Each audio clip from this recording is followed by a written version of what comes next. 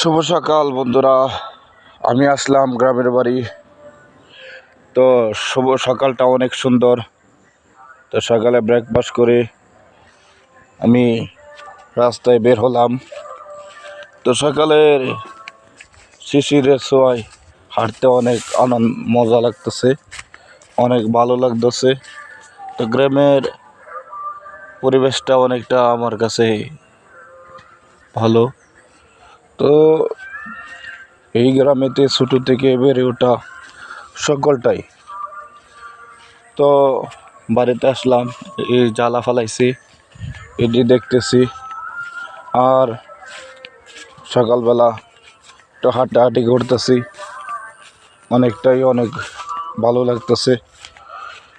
তো সকালের কুয়াশা কেমন, প্রচুর কুয়াশা পড়ে। সময় প্রায় এখন 8:40 মতো বাজতেছে।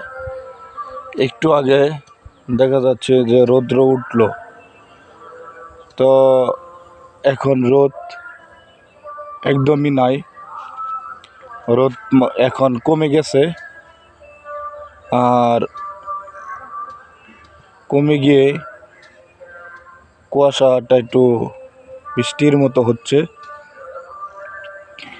আর যারা একটু দেরি করে ধান কাটছে, এখন বাইরেতেছে, তারা একটু বিপাকে পড়ে যাইব শুকানি নিয়ে।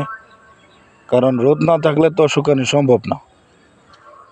রোদ মনে করেন যে যদি থাকে তাহলে আর কি ধান শুকানে যাব। তো এতদিন ভালো রোদ ছিল, তখন আর ধান কাটা ছিল না।